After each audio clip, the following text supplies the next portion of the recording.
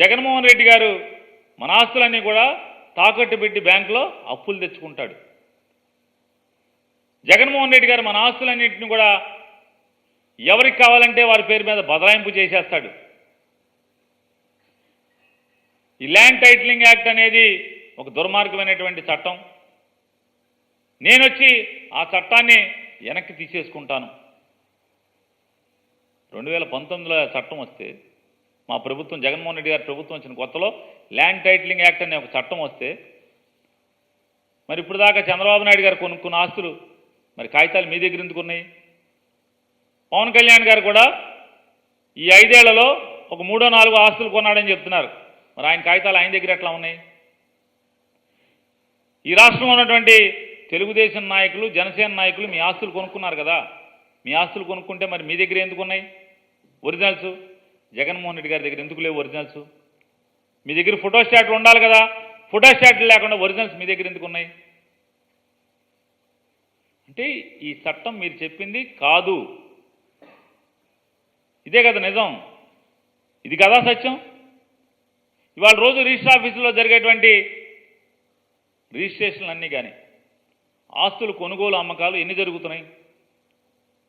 2019 నుంచి ఈరోజు దాకా ఆంధ్రప్రదేశ్ రాష్ట్రంలో ఆస్తుల కొనుగోళ్లు అమ్మకాలు, సేల్ డీడ్లు ఎన్ని జరుగుతున్నాయి? మరి ఆ ఒరిజినల్స్ ఎవరి దగ్గర ఉంటున్నాయి? ప్రజల దగ్గరే ఉంటున్నాయి కదా. ఎవరు కొనుక్కుంటే వాళ్ళ దగ్గరే ఉంటున్నాయి కదా. మరి ఇదంతా ఏంటి? ఈ దుష్ప్రచారం ఏంటి? అంటే ఎంత బరితెగింపు అంటే చంద్రబాబు నాయుడు అనేవాడికి ఎంత బరితెగింపు, ఎంత కండకావరం అంటే చంద్రబాబు నాయుడికి. ఎన్నికల కమిషన్ ల్యాండ్ టైటిలింగ్ యాక్ట్ మీద దుర్మార్గమైనటువంటి దుష్ప్రచారం చేస్తున్నారు ఈ తండ్రి కొడుకులు అని చెప్పని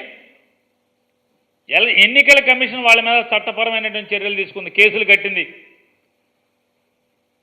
జగన్మోహన్ రెడ్డి గారి మీద తప్పుడు వార్తలు సృష్టిస్తున్నారు, తప్పుడు మాటలు మాట్లాడుతున్నారు.